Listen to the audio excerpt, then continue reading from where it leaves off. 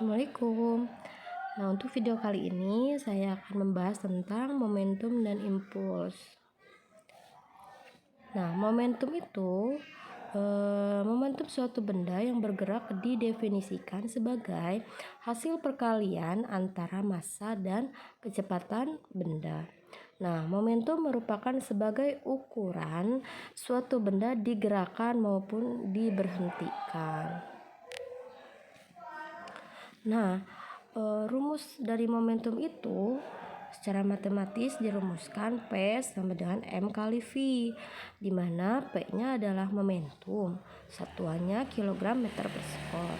Yang M-nya adalah massa benda, satuannya kilogram, dan V-nya adalah kecepatan benda, satuannya meter per sekon. Nah, ada contoh soal nih. Sebuah benda bermassa 1 ton bergerak dengan kecepatan 90 km per jam. Berapa momentum yang dimiliki benda tersebut? Nah, kita ketahui dulu ya, M-nya adalah 1 ton. 1 ton itu sama dengan 1000 kg. Kita harus digantikan dulu ke kilogram karena satuan internasionalnya massa adalah kilogram. Jadi kalau di soal diketahui 1 ton, kita rubah dulu menjadi 1000 kg. Nah, V-nya atau kecepatannya 90 km per jam. Nah, 90 km per jam itu kita ganti dulu ke meter per sekon ya. Karena satuan internasional kecepatan adalah meter per sekon. Nah, 90 km per jam itu setara dengan 25 meter per sekon. Nah, ditanyakan P-nya atau momentumnya. Kita jawab dulu, P-nya sama dengan M kali V. M-nya 1000, V-nya 25. Kita kalikan saja 1000 kali 25 sama dengan 25.000 Newton second. Lanjut.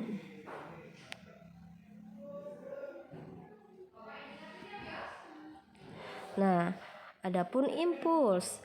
Impuls adalah peristiwa gaya yang bekerja pada benda dalam waktu hanya sesaat. Impuls didefinisikan sebagai hasil kali gaya dengan waktu yang dibutuhkan gaya tersebut bekerja. Contoh aplikasi impuls kalau di kehidupan sehari-hari itu adalah ketika bola ditendang atau bola tenis dipukul. Karena pada saat tendangan dan pukulan gaya yang bekerja sangat singkat. Nah, itu adalah contoh dari impuls dalam kehidupan sehari-hari.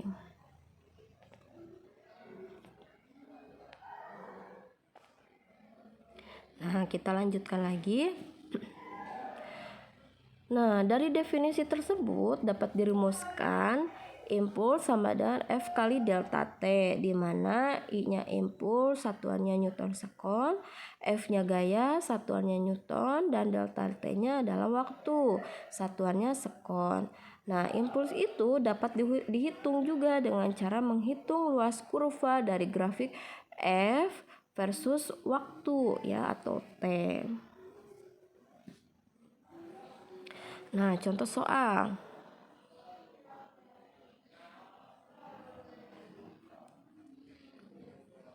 Sebuah bola ditendang dengan gaya sebesar 48 Newton dalam waktu 0,8 sekon.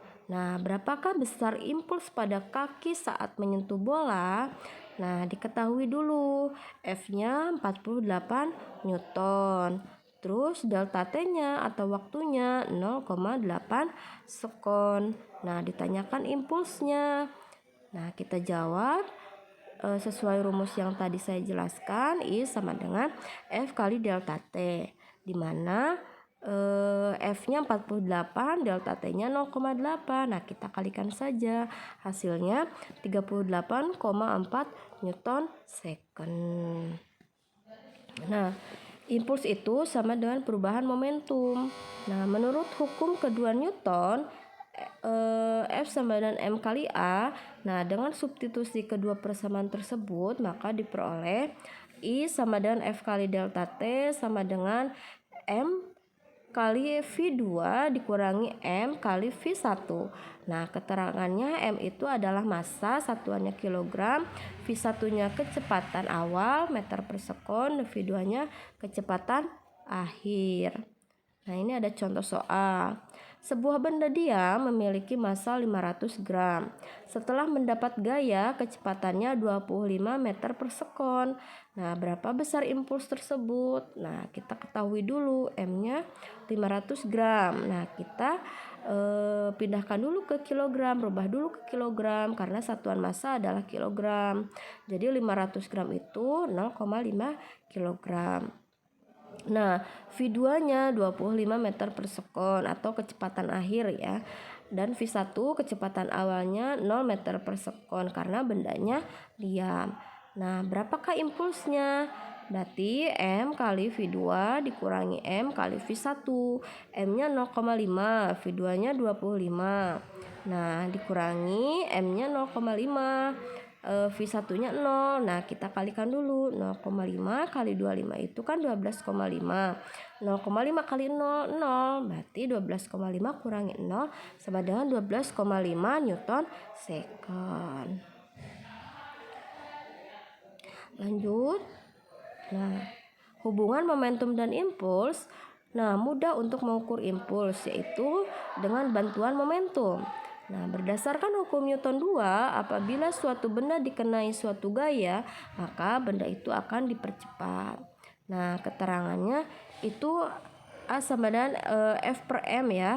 A-nya percepatan, satuannya meter per sekon kuadrat.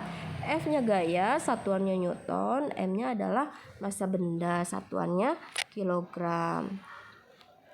Nah, sehingga terdapat hubungan antara impuls dan momentum. Nah, F itu kan sama F per M itu sama dengan V dikurangi V0 per delta T. Nah, kita kalikan silang ya. F kali delta T sama dengan M kali V dikurangi V0. I sama dengan M kali V dikurangi M kali V2. Di mana I sama dengan P kurangi P0. Nah, I-nya adalah delta P atau perubahan momentum. Nah, penjumlahan momentum mengikuti aturan penjumlahan vektor. Maka secara matematis dirumuskan P sama dengan P1 ditambah P2. Nah, jika dua vektor momentum P1 dan P2. Nah, contoh soal. Dalam sebuah permainan sepak bola, seorang pemain melakukan tendangan penalti.